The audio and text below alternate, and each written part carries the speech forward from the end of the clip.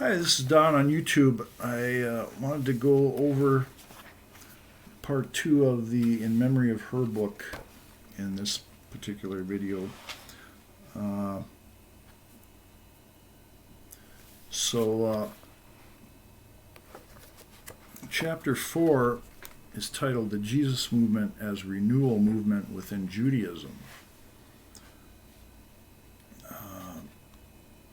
So that pretty clearly explains what was going on in Palestine. But this Jesus was not doing something odd.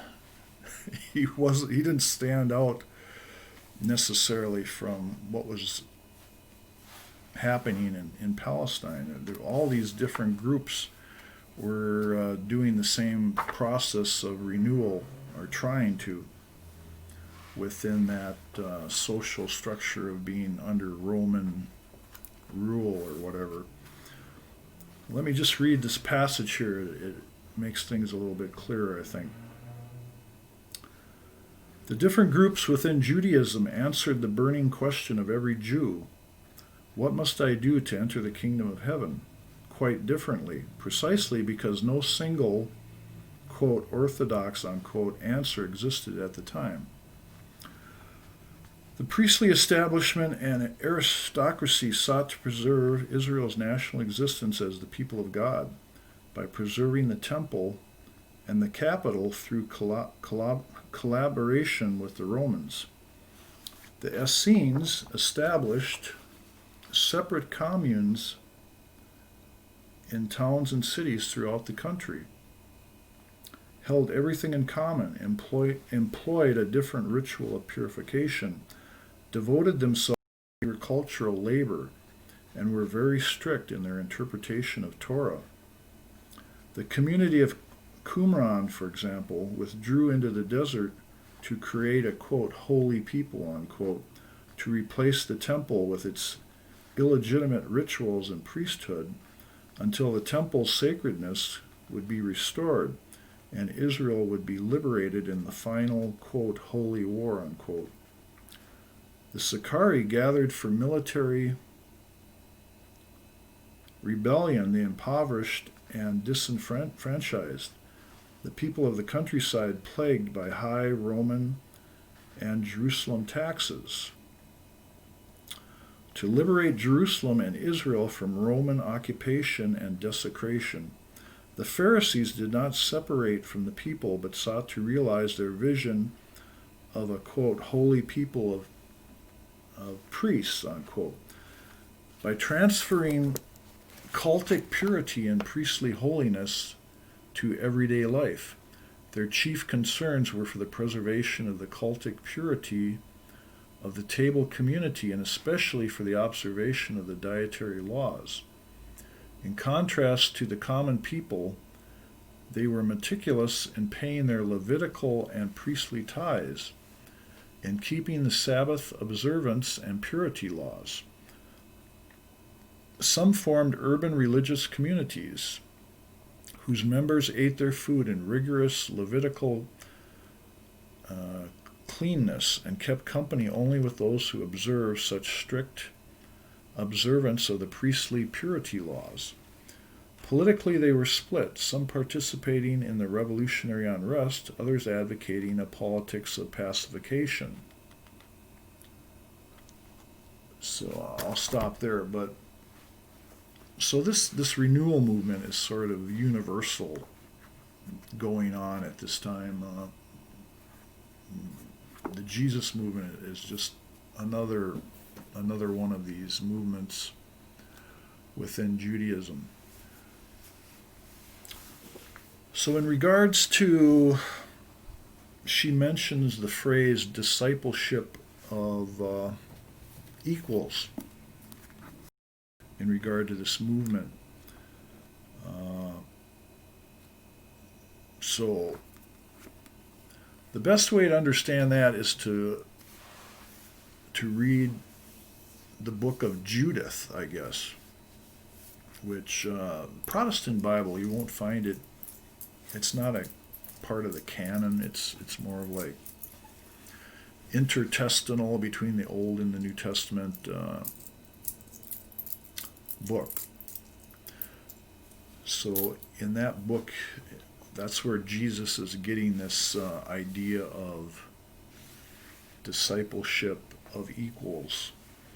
So when you're looking at, say, a person that's rich, they think that, oh, God, perhaps in the Old Testament they they believe that being rich was a sign that you were being blessed by God, whereas Jesus is saying there's no future in being rich. Give away your riches because store your treasures up in heaven, because then you'll have an inheritance from the Lord. So in this way, the poor could be equals with the rich because their inheritance was in the future, whereas the people that are currently rich have no future. They don't have any inheritance. They're spending their riches here on earth, and they're not getting the spiritual value for their riches. So the other side of the coin is the missionary movement in chapter 5. Now, the Jesus movement was strictly in Palestine, whereas the missionary movement is in Syria. It's outside of Palestine. Paul didn't start the work. He was persecuting Christians. So it had a beginning earlier than the Pauline writings. He supposedly was commissioned by the Sanhedrin or whatever to go to Damascus and arrest or take Christians and bring them back to be tried or whatever. But you hear this expression often that Jesus was the founder of Christianity. Well, maybe perhaps in a theological sense, because his writings were survived. We tend to think of him as the beginning of Christianity or whatever, but in reality, this missionary work had already begun. It was directed towards Gentiles, not so much to convert them to Judaism, but to bring the good news of Jesus. So that's the difference. I read this material last week, so I don't totally remember all the details, but the